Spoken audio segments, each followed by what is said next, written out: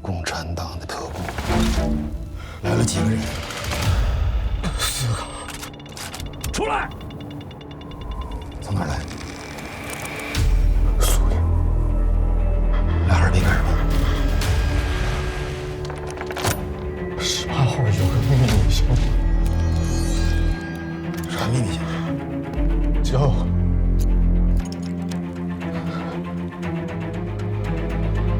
乌德拉。